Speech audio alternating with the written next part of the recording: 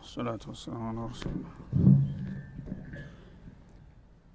ما دامت السماوات والأرض إلا ما شاء ربك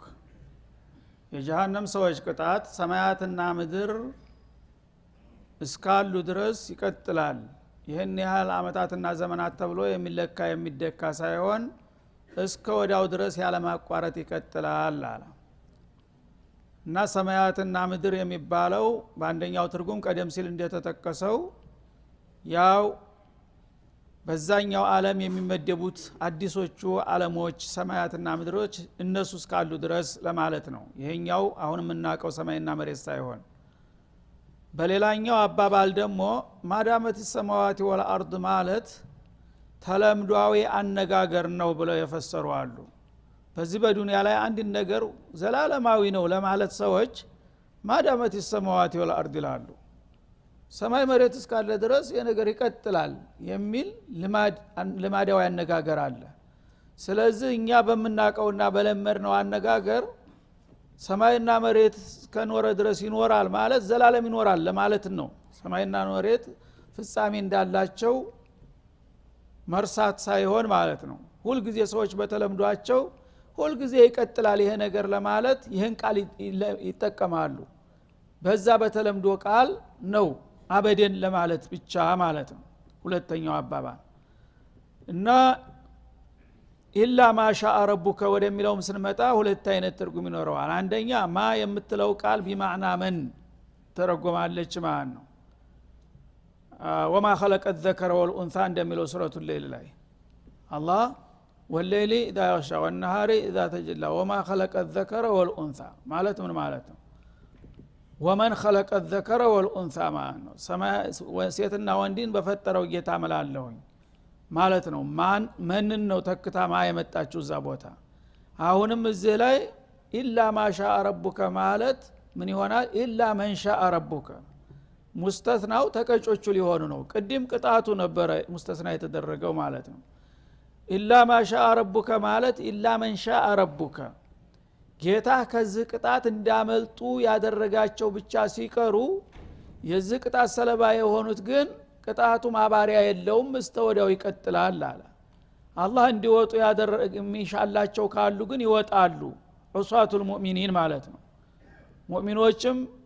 ወንጀል ከሰሩ በጥፋታቸው የጀሃነም ድርሻ ሊኖራቸው ይችላሉ። ስለዚህ እተቁና ረለቲ ወቁዱሃ الناس والحجاره ይላል። ኡዒደት ሊልካፊሪን ይላል። ጀሃነም በመሰረቱ በዋነኝነት የተመደበችው ለኩፋሮች ነው። ግን እናንተም የነሱን ባህሪ ተላብሳችሁ ከተገኛችሁ ልትጠልፋችሁ ትችላለችና ተጠንቀቁ ይላል ሱረቱል በቀራ መግቢያው ላይ ማለት ነው። ሌሎችም ሱራ አያቶች እንደዛው። ስለዚህ ኢላ መን ሻአ ረቡከ ማለት መን ሻአ ረቡከ ማለት ነው። ካፊሮች ምን ጊዜውም ቢሆን ሙኸለር ናቸው፣ ተወስኗል። ከጀሃነም የሚወጡበት ሌላ አማራጭም የለም። ሌላ ቦታም ስለሌላቸው እዛው ነው የሚቀጥሉት ማለት ነው። ሙእሚኖች ግን በመሰረቱ ኢማን ይኖራቸዋል፣ አቂዳ ይኖራቸዋል። ግን ብዙ ወንጀሎች ሙኻለፋቶች ይኖራቸዋል። ብዙ ዋጅባቶችን አጓለዋል፣ ብዙ ሙሐረማቶችን ተዳፍረዋል። ያ ከሆነ በጥፋታቸው እየበዛ በሄደ ቁጥር የካፊሮቹን ባህሪ ስለወረሱ በዛ ምክንያት ሊገቡ ይችላሉ ካፊሮቹ ጋራ ማለት ነው። ሲገቡ ግን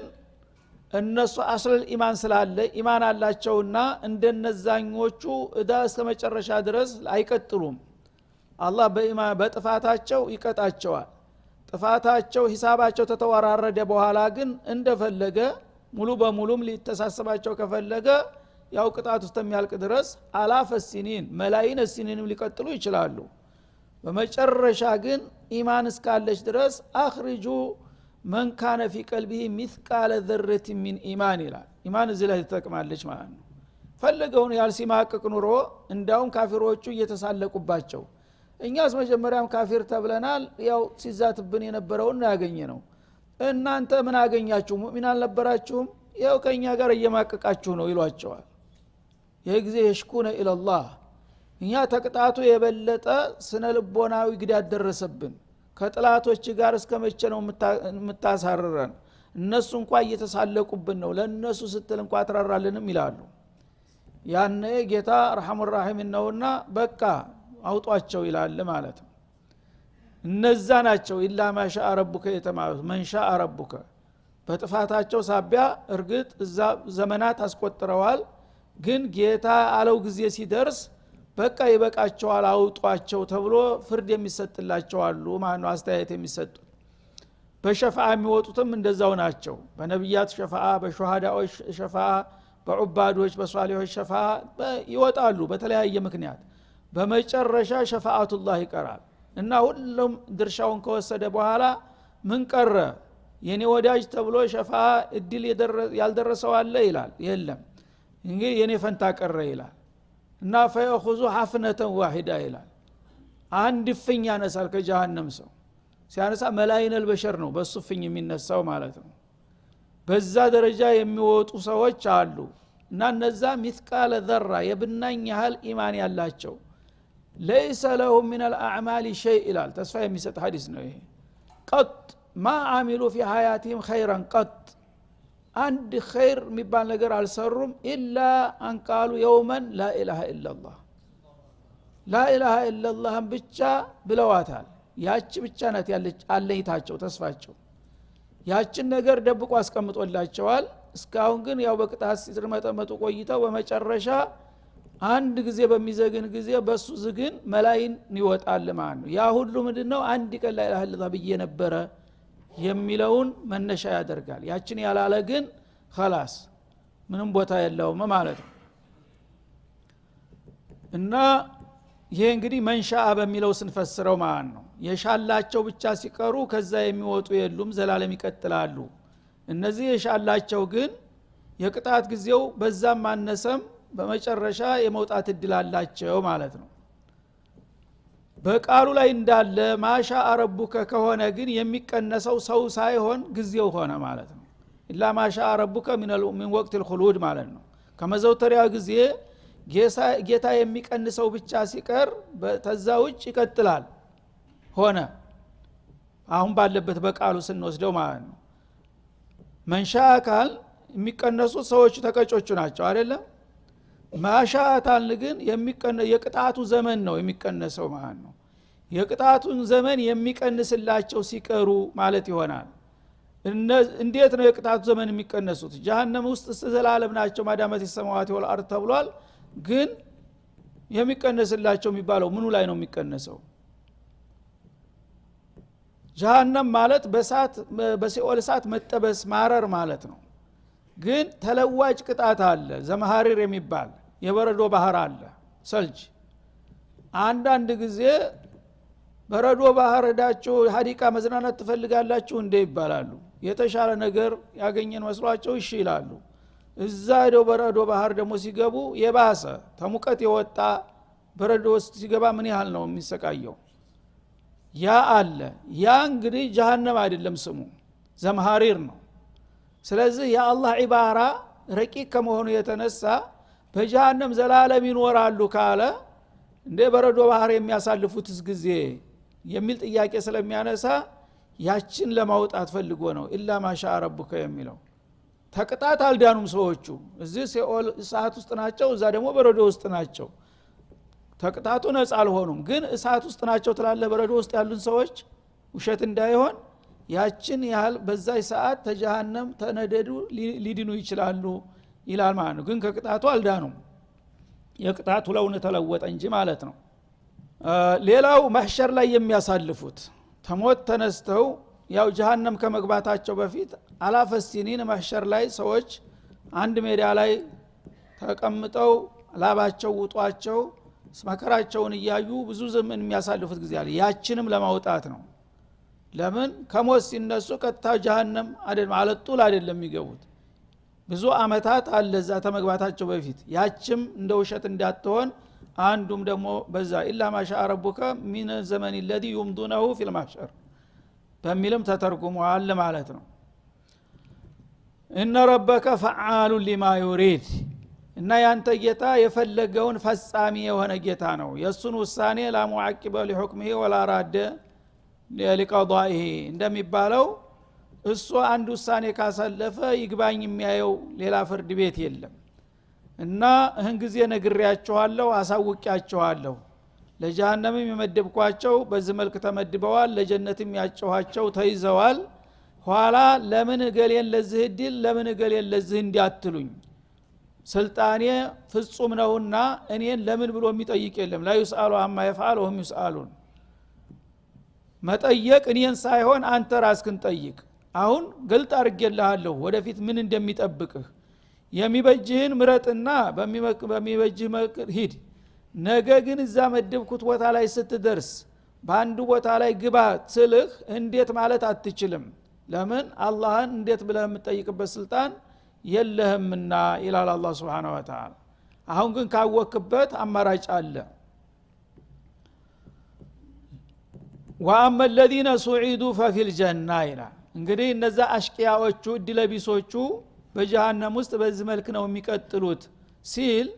ሌሎቹስ ወዴት ነው የሚሄዱት የሚለው ጥያቄ መነሳቱ ስለማይቀር አማኞቹ ስለነሱ መጣፈንታ ይወስናል በግልጽ ማለት ነው እነዛ ደግሞ እድለኞች የተባሉት አላህ የመረጣቸውና የባረካቸው ሙእሚኖችና ሷሊሖቹ በዛ ወቅት ተመሸሩ ከጥላቶቻቸው ከተለዩ በኋላ ፈፊል ጀና ጀነተ ነዒም ይሆናል የነሱ መስተንግዷቸው ወደዛ ይሸኛሉ ይላል خالدين فيها በዛይ በጀነተ ነዒም ውስጥም ዘውታሪ አበደል አቢዲን ሆነው ይቀጥላሉ የተወሰኑ አመታት ተቀማጥለው ከዛ በኋላ የሚከስምና የሚጠፋ እድል አይደለም ማለቱ ነው ማዳመት السماوات والارض የነሱም ጸጋ ሰማያትና ምድር የኖረውን ያህል ይቀጥላል ይላል እዚህም ላይ ቅድም እንዳልነው የትኛው ሰማያትና ምድር ይሄኛው አሁን ያለው ከሆነ እሱማ የለም የሚለው ነገር ስለሚመጣ የጀነትና የጀሃነም ዓለም ራሱ ምድር ይባላል ማለት ነው ያ ዓለም እስካለ ድረስ ከበላያቸውም ደግሞ ሰማያት አርሹ الرحማን አለ ያ እስካለ ድረስ ይቀጥላሉ በጀነት ውስጥ ስለዚህ ጀነት መጥፊያ የላትም ማለት ነው ጀሃነምም እንደዛው መጥፊያ የላትም ሁለታቸውም ሁሉ ጊዜ ያለ ወሰን ያለ መጠን ይቀጥላሉ ባሉበት ማለት ነው ማዳመት السماوات والارض ابد الابدين ودهر الداهرين ዘላለም ያለ ልክ ያለ መጠን ሁሉ ጊዜ ይቀጥላሉ በጀነት ውስጥ ማርጀት መታመም መሞት መባረር መወንጀል የሚባል ነገር ሳይኖር በጸጋ ሁሉ እየተንበሻበሹ ለዘላለም ይኖራሉ جعلنا الله منهم ኢላ ኢላ ማሻአ ረቡክ አሁንም ጌታ የሻው ሲቀር ይላል ቅድም እንዳልነው ይሆናል አሁንም ማን በመን ተፈስራታለህ ኢላ ማን ሻአ ረቡክ ጌታ የሻው ሲቀር ማለት ይሄ ቅነሳ ደግሞ ከመጀመሪያ ነው የሚመጣው የጀሃነም ሰዎች የተቀነሱት ከመጨረሻ ነው ለዘመናት ሲቃጠሉ ኖረው መጨረሻ ላይ አላህ ቢፈድልህ የሚያወጣቸው አሉ አልነበር ያልነው እነዚህ ደግሞ ጀነተ ነዒም ይገባሉና ይቀማጠላሉ ጌታ የሻው ሲቀር መጀመሪያ እዛ እንዳይገቡ የሚታገቱና የሚከለከሉ አሉ ማለት ነው ለምን ጀሃነም ተልከዋል ካፊሮቹ ጋራ እነዛሁን ዘላለም ኖሩ ማለት አይቻልም ተመጀመሪያው እድሜያቸው ተቀንሶባቸዋልና ማለት ነው መጀመሪያ ወደዛ ስለተላኩ እነዛ የሉበትም አሁን ሷሊሖቹ ግን መጀመሪያ ተመጀመሪያው ጀምረው ይገባሉ ከዛም በኋላ እስከ መጨረሻው ምንም ፍጻሜ ሳይኖረው ይቀጥላሉ እነዚህ ግን በጥፋታቸውና በክፋታቸው ወደ ጀሃነም የተላኩት የመጀመሪያ አካባቢ ላይ ያው ተሳታፊ ያልሆኑም የተወሰነ ጊዜ ተቀንሶባቸዋል ማለት ነው ኢላ ማሻ ረቡክ የሚለውን በቃሉ ስንፈስረው ወማ መን በሚለው ከፈሰርነውም እንደዛው ይሆናል ማለት ነው መጀመሪያ ሳቢቅ ሆነው ከሚገቡት የሚቀነሱ አሉ ቆይተው ዘግይተው የሚመጡ ማለት ነው ስለዚህ ሁላቸውም እንግዲህ ጀነት ከገባ መውጣት የለም ግን ሳይገቡ አስቀድመው ወደ ጀሃነም ተልከው የሚዘገዩ አሉ ማለት ነው ወማው ማዕና ቢሙኽረጅን ተተባለ ከጀነት መቀነስ የለም ከጀሃነም ግን ከገባም በኋላ መቀነስ አለ መልሶ መምጣት ማለት ነው ግልጽ ነው እሺ ዳይም ታጣበን እዚህ ላይ ጠንቅቅ ማለት አይደለም ከጀነት እንደገና ወጥቶ ወደ ጀሃነም የሚላክ ሰው አለ እንዳትሩ ማለት ነው ኢላ ማሻ ረቡከ ማለት አገባቡ ላይ ጌታ የሻው ብቻ ሲቀር ቀድሞ እንዳይገባ ያደረገው የታገተ ካለ እሱ ሊዘገይ ይችላል በጥፋቱ ኋላ ግን መጠቁን ፈይቶ ጀሃነም ከርሞ ከመጣ በኋላ እሱም ወደ ኋላ መመለስ የለም ማለት ነው ጀነት ከገባ በቃ ይቀጥላል እና ጌታ የሻው ሲቀር ይላል ከዛ እንግዲህ ሞት የለም ማርጀት የለም መባረር የለም መወንጀል የለም መከሰስ ምንም ባል ነገር የለም ሰዎች እዛ ሲገቡ የሚፈሩት ሞትን ነው ዱንያ ላይ እንግዲህ የተንበሻበሸ ኑሮ ያለ ሁሉ ባለስልጣናቱም ይሁን ባለጸጋውም ይሁን ሁሉም አንድ ቀን ያው ሞት መጥቶ ያፋልሰኛል ብሎ ይፈራ ነበር ያ እንዳይኖር አላህ ሞትን ራሱን እንዲሞት ያረጋዋል ሁሉም የጀሃነም ሰዎችም ቦታቸውን ከያዙ ተደላደሉ በኋላ የጀነት ሰዎችም ድርሻቸውን ከወሰዱ በኋላ ማከላቸው ለሁላቸውም የሚታይ ተራራ ቦታ ላይ ጋራ የመሰለ የበግ ሙክት ያመጣል እና ያ የበግ ሙክት እየተንጎባለለ በገራው ላይ ሲሄድ ሁሉም ይመለከቱታል ይሄን ነገር ታውቁታላችሁ ሆይ ሰዎች ይባላሉ ያ አህለል ጀነት ያል ታሪፉና هذا ብሎ ያሳያቸዋል ሁላቸውም ስለሚያውቁት ደንበኛቸው ነውና አዎን እሱማ ሞት ነው ሲጠርገን የነበረው ራሳችን አባቶቻችን አያቶቻችን ሁሉ ሲጠርግ የነበረው ይሄ መናጢ አይደለም ይላሉ ያ አህለ النار هل تعرفون هذا የጀሃነም ሰዎች ሲን ታውቁታላችሁ አዎን ከዛ ከጀነታችን ከዱንያችን አፈናቅሎ ያመጣን ለዚህ ሁሉ የዳረገን እሱ ነው ይላሉ ጦሩ ተመልከቱ አሁን እንግዲህ የታባቱ እንዳርጎ እናንተን ሲያጠቃችሁ ኑሮ ዝም ያለቀው ዛሬ ዋጋውን ሰጠው ነው ተመልከቱ ምን እንዲያማረጉ ይላል መላእክቶቹን ይልክና ቢላዋ ይዘው እንዲቀርቡ ያረጋል አንጋሉትና እረዱት ሁሉም በህዝብ ፊት እየታየ ይባላል ይታረዳል ሲታረድ ይጓጉራል ማለት ነው ሁሉም የጀሃነም ሰው የጀነት ሰው በሙሉ ዓለም እያየ እንደ ፊልም ማለት ነው እንግዲህ ያ አህለ ጀነቲ ሁሉዱን ፈላ መውት ሞት አይደለም ለራሱ ከሞተ በኋላ ማን ነው የሚያጠቃው እና የጀነት ሰዎች ካሁን በኋላ እፎይ በሉ ስጋት እንዳይኖራችሁ ዘላለም ተከተላላችሁ ሞት ራሱ ታርዷልና የጀሃነም ሰዎች ሙተን እንገላገላለን ብለው እንኳን ተስፋ እንዳያደርጉ ተጀሃነም ኑሮ ሞት የሚመረጥ ነበር ሺ ጊዜ እናንተም ደግሞ ምናልባት ሲጠናብን ሙተን እናርፋለን ብላችሁ ተስፋ እንዳታረጉ ሞት ለራሱ ሙቷል ተከተላላችሁ ይባላል ሁሉም በያሉበት ማለት ነው ሱብሃንአላህ ምን አይነት አሳር ነው እንግዲህ ይሄ ሁሉ ጉድ እየጠበቀው ነው የሰው ልጅ ዛሬ የሚማግጠው እንደፈለገ ማለት ነው እና በዝመክ ለማሻ ረቡከ ጌታ የሻውን ያህል ጊዜ ወይም ጌታ የሻውን ያህል ሰው የቀነሰውን ይቀንሳል ከዛ በኋላ ግን ሁሉም በየተመደበለት ይቀጥላል ያለ ማቋረጥ ይላል ማለት ነው አጣአን غير መጅዙዝ እና ለወዳጆቹ ለአማኞቹ ደግሞ መቆረጫ የሌለው የዚህ አይነት ዘላለማዊ ቅጣት ዘላለማዊ ጸጋ ይቸራቸዋል እንግዲህ እነሱ በህይወት እያሉ የተወሰኑ አመታት ነበር የተገዙት ግን ቸሩ ጌታ ጸጋቸው ወረታቸው غير መጅዙዝ አለ የማይቋረጥ غير መምኑን እንደሚለው ሌላው ቦታ ማለት ነው አንተ ረጅም እድሜ እንኳን ቢኖርህ 70 አመት 60 አመት ነው ለጌታ የሰገድከው የጾምከው ግን 70 አመትና 80 አመት ነውና ያገለገልከኝ 80 አመት ያው የዋጋህን ከፍል ያለሁኝ ሂድ ቢልህ ምን ታረግ ነበር ምን ማረግ ትችላለህ ያው 80 አመት አገልግለሃል እኔ ደግሞ 80 አመት ያህል በጀነት አንበሻብሻለሁኝ ሂሳብ ግን ጨረስክ ቢልህ እኮ ይችል ነበር አይደለም እንዴ ግን አጣአን غير መጅዙዝ ያንተ ስራ የተወሰነች ጊዜ ናት በዛ በተወሰነች ስራ ጊዜ ባበረከትካት ስራ የማይቋረጥ ወረታ የጦረታ መብትህ የተከበረ ሆኖ ይቀጥላል ይላል አላህ Subhanahu Wa Ta'ala ይሄ ነው እንግዲህ የሰው ልጅ እንደ ስራው ቢሆን ኑሮ ያው የደከማትን ያህል ሰርቶ ሂሳቡን ጨርሶ መሰናበት ነበረበት ወይ መሞት ወይም ደግሞ ሌላ አማራጭ ካለ መሄድ እንደገና ቆፍረህ የምትኖርበት ሀገር ካለ ማለት ነው ግን እንደዛ አላደርግም አለ አላህ Subhanahu Wa Ta'ala የኔ ደንበኞች ናችሁ አገልግላችሁኛል የምትችሉትን ሰርታችሁ መጣችኋል እድሜ ልካችሁን ከዛ በኋላ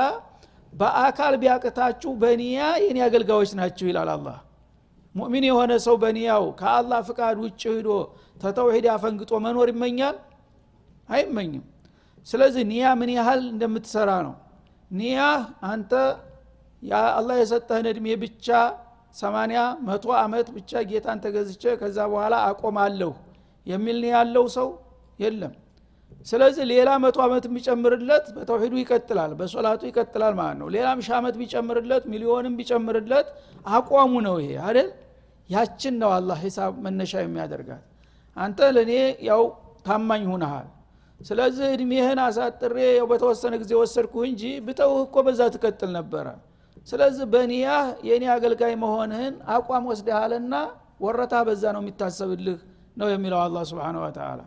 ካፊር ደግሞ 20 አመት ብቻ ካፊር ሆኜ እኖራለሁ ብሎ አይደለም የነየተው ያው ሐቅ መስሎት በዛው እስከ መጨረሻ ቀጥላል የሚል ነው ያለው በዛ ነው ሂሳቡ የሚከፈትለት ማለት ነው አለበለዛ ይሄኛው የጀነቱ ጸጋ ስለሆነ ቢጨምርልህ ከወረታው ምንም ችግር የለውም ካፊሮቹን ግን እነሱ የከፈሩት 80 አመት ብቻ ነው 100 አመት ብቻ ነው ያን ያህል ቀጥቶ ለምን አይለቃቸውም ልትል ትችላለህ ማለት ነው 80 አመት ብቻ ነው በኩፍር የምኖረው ብሏል እንደሱ እሱ እኮ እስከ ወዳው ድረስ ቢያኖረውም በዛ ለመኖር ነይቷል ስለዚህ በኒያው ካፊር ነው በዛ ተሳሰበዋለሁ አላህ Subhanahu Wa Ta'ala አጧአን غير መጅዙዝ ስለዚህ ለወዳጆች ለአማኞች ስራቸው እንኳን ቢቋረጥ ኢዳማ ተብነው አደመን ቀጡ አመሉ አልነበረም ስራው ሲቆም ደሞዝም አብሮ ይቆማል ግን የኔ ደሞዝ አይቆምም ማለት ስራው ይቆማል ተተወሰነ ጊዜ በኋላ የኔ ስጦታ ተቆራጨ ግን ይቀጥላል እንጂ በምንም ነገር ሊቋረጥ አይችልም ይላል ይሄን የመሰለ ሸርጌታ ነው እንግዲህ ትተን እንደገና ከሰይጣን ጋር ምን ነግዶ ያለ ነው فلا تكن في مرية مما يعبد هؤلاء الله اكبر ስለዚህ ነገሩ ግልጽ ነው ካሁን በኋላ የሰው ልጅ አቅል ካለህ እነዚህ ከሃዲዎች የሚገዙት ነገር አትጠራጠር ብላሽ ከንቱ በመሆኑ አትጠራጠር ምክንያቱም ውጤቱ ይሄ ነውና በኩፍር በሽርክ ህይወቱን የሚመራ ሰው ምናልባት አላህ ይሄን ነገር ያደረገ ዝም ያለው የሱም ሐቅ ሆኖ ይሆን እንዴ ብለህ እንዲያትሸክክ ተጠንቀቅ ይላል አላህ Subhanahu Wa Ta'ala እነሱ የሚገዙት ከኔ ውጭ እስከሆነ ድረስ ባጢል ضلال ሙቢን መሆኑ የሚያጠራጥር ነገር አይደለም እኔ ግን በዛ በጥፋታቸው ላይ ያሉ ዝም ምላቸው ቀጠሮ ስላልደረሰ ብቻ ነው እንጂ ካፊር በኩፍር ላይ ያለ በስልጣን በሀብት በጉልበት በሳምበሻብሸው እውነትም እንዳውም እነሱም እኮ ሐቅ ነው መሰል ያዙት ብለህ እንዲያትጠራጠር ተጠንቀቅ እነሱ እየተሞከቱ ነው ያሉት ይላል ማ ያዕቡዱን ኢላ ከማ ያዕቡዱ አባኡሁም من قبل ቀደም ሲል የነበሩት አባቶቻቸው የሚገዙትን ህገ ወጥ አጣዖት ነው እነሱ የሚገዙት ሙስተነዳቸው እና ወጀድና አባአና ነው ሌላ የለም ቃል አላህ ቃል ረሱላህ ኢለም ካፊር ለኩፍሩ ማስረጃ ሊያመጣ እንግዳውሳ እና ወጀድና አባአና አባቶቻችን እንደዚህ ሲሉ እንዲህ አይነቱን ጣዖት እንዲህ አይነቱን ጨሌ እንዲህ አይነቱን አድባር ሲያመልክ እርዳይ ድረስልኝ ሲል ነው ያገኘሁት ይሄ ነገር እውነት ባይሆን ኖሮ መቼ አባቴ እንዲህ አረገው ነበር የሚለውን የጭፍን ጉዞ ነው እየተጓዘ ያለው ስለዚህ በዚህ ሙስተነድ ላይ በዚህ መሰረት ላይ የተመሰረተ ሃይማኖት ሐቅ ነው ብለህ ታስባለህ አበደን ያአላህ እንግዲህ ሐቅ የሚመነጨው ከአላህ ነው አላህ በላካቸው ረሱሎች አላህ ባወረዳቸው ክቱቦች ላይ ተመስርቶ የሚመራ ሃይማኖት ነው ሐቅ ሊሆን የሚችለው ሰዎች ግን ከአባታችን ከአያታችን ወረስነው በሚል መልክ በዘፈቃድ የሚከተሉት ነገር ምንም ለጊዜው እንኳን የተመቻቸ ኑሮ ቢኖሩ እነሱ በሐቅ ላይ ናቸው ብለህ ቅንጣት እንዲያትጠራጠር ተጠንቀቅ ይላል ማ ያዕቡዱን ኢላ ከማ ያዕቡዱ አባኡሁም من قبل ቀዳሚዎቹ የወትሮ ጅሎች የሚገዙትን ህገ ወጥ አምላኮት እንጂ ሌላ የሚገዙት ነገር የለም በመሆኑ ወኢና ለሙወፉሁም ነሲበሁም غير منقوص እነዛ ቀዳሚ አባቶቻቸውንም ሆነ ተከታይ ትውልዶቻቸውን እያንዳንዳቸው የማይጓደል ዋጋቸውን እንከፍላቸዋለን አባቶቻቸውም ያው በተሳሳተ መንገድ ስለሄዱ የራሳቸውን ቅጣት እንሰጣቸዋለን ትውልዶቹም ደግሞ የአላህን ረሱሎች ትተው እነሱ ውሸታም አባቶቻቸው ጋር በመወገናቸው ለነሱም እንደዛው ተገቢ ቅጣታቸውን እንሰጣለን ለእያንዳንዳቸው ይላል በሌላው ሱረቱል አህዛብ ላይ ربنا إن أطعنا سادتنا وكبراءنا فأضلونا السبيل ይላል يوم القيامة እንግዲህ አባቱም አያቱም ልጁም ወላጁም ሲሰባሰብ እስበሱ መናከስ ይጀምራል ማለት ነው አንተ ነህ እኮ ያጠፋኝ የተሳሳተ መንገድ አምጥተህ ትክክለኛ እምነት ነው አደራህን ከክርስትና እንዳትወጣ ያልተጠማ ይጸድቅም ይያልክ ጉድ አደረከኝ ይላል ልጁ ተነስቶ ማለት ነው ሌላው ደግሞ ይሁዲ አባቱን አንተ ነህ እኮ ይሁዲ መሆን አለብህ እና نحن شعب الله المختار ይያልክ ጉድ ያደረከኝ ይለዋል የዛ ጊዜ ይሁን መባላት ይመጣል ማለት ነው ዛሬ መከባበር አባት የሃይማኖት ፍንክች ስትል የነበረውን የዛ ጊዜ አይነህ ላፈርትለዋለህ አንተ ነህ እንዲያረከው ትክክለኛው እስላም ሲመጣልኝ እሱን እንዲያልቀበል ደንቀራ እንቅፋት የሆንክብኝ አንተ አይደለህም ይልና ክስ ይጀምራል ማለት ነው ረበና እና አጧና ሳደተና ወኩበራአና እኛ እውነት መስሎን ቀድመውን ስለተፈጠሩ መቸም ሲያበሉን ሲያጠጡን ሲያለብሱን ሲያጊጡን ለኛ አሳቢ ተቆርቋሪ መሆናቸውን ስላወቅ በጅልነት በሃይማኖትም እንግዲህ የተዋጣለት ኸይር ነው እነሱ ያመጡልን መስሎን በጭፍኑ አመናቸውና ተከተልናቸው እኛ ምን አጠፋን እነሱ ናቸው በተሳሳተ መንገድ ለዚህ ያበቁን እና አለቆቻችንና አባቶቻችንና አያቶቻችንን ተከትለን ነው ለዚህ ጥፋት የተዳረግነውና እነሱ አወናባጆች በመሆናቸው መንገድ ያሳሳቱን እነሱ ስለሆኑ ፈአዶሉነ ሰቢል መንገድህን ያሳሳቱን እነሱ ናቸው እነሱ ተጠያቂነትን ይውሰዱ እኛ ግን የዋሆች ነን የመልቲዎች ሰለባንን ስለዚህ እኛ በእነሱ ባሳሳቱን ለምን እኛ ትጨክርብናለህ ብለው ክርክር ይጀምራሉ ማለት ነው ረበና አቲህም ዲዕፈይን ምን አልዓዛብ ጌታችን ሆይ እነሱ ለራሳቸው ተሳስተው እኛንም ያሳሳቱ ደብል ጥፋት ነውና የፈጸሙት ደብል የሆነ ቅጣት ስጣቸው ተመልከተ እንግዲህ እድሜ ልክህን አንተ ደምክን አንጠፍጥፍ ያሳደከው ልጅህ ይሄን ይሆናል የሚያቀርብልህ ማለት ነው እና እነሱ በገዛ ጥፋታቸው እኛንም በማሳሳታቸው የኛንም የነሱንም ቅጣት ደርበህ ስጣቸው እኛ ግን በየዋህነት ተታለናልና ይቅርታ አድርገህ ወደ ጀነት ውሰደን ይላሉ ማለት ነው በአባት ላይ ፈርደ ማለት ነው ይሄ ጊዜ ምን ይላል ጥሩ ብላችኋል ይላል አላህ ጥሩ ሐሳብ ነው ያቀርባችሁ ተቀብየዋለሁ ግን ለነሱ በመጥፋት በማሳሳታቸውም ሁለት አርጌላቸዋለሁ ለእናንተስ እንደዛው ባረግላችሁ ምን ይመስላችኋል እናንተ ራሳችሁ የን አዳላ ነው ብላችሁ አቀረባችሁ እኮ የውሳኔ ሐሳብ ነው ማቀረብ ያዛችሁት እነሱ ራሳቸው ኩፍርን ስለመረጡ አንድ ቅጣት ለትውልዶቻቸው ደግሞ ይሄ ነው የሚሻላችሁ ብለው ስላሳሳቱ ሌላ ቅጣት ተደረበላችሁ አይደለም ይሄን ስተት እኮ እናንተም ሰርታችኋል አንተ ስለ ልጆች እንደዛ ላልክም እንደ ይለዋል ሹፍ አንተም ለራስ ግግም ብለህ የአባቴ ወረስከውን ለልጅ ደግሞ ይሄ ነው ከላይ ሲወርድ ሲጓረድ የመጣው ከክርስትና ብትወጣል ወዮልህ አጥንቴ ሾህ ነው ይውጋስ ስትል አልነበረም እንዴ ላንተም ጨምሬልሃለሁ እንደዛው የሚቀጥለውም ሲመጣ ላንተም እንደዛው እያለ ይቀጥላል ማለት ነው ስለዚህ እና ለሙወፉም ነሲበሁም ሁሉንም ከሳሽ ተከሳሾችን ለያንዳንዳቸው የሚገባቸውን ቅጣት እናስረክባቸዋለን ገይረ መንቁስ አንድ ነገር ሳይጎልባቸው በራሳቸውም በትውልዶቻቸውም በፈጸሙት ነገር የተሟላ ዋጋቸውን እንሰጣቸዋለን አይዟችሁ አትፍሩ አያልቅብኝም ለሁላችሁም እንሰጣቸዋለሁ ብሎ ይሳለቅባቸዋል ማለት ነው هذا وصلى الله وسلم على النبي وعلى اله وصحبه والسلام عليكم ورحمه الله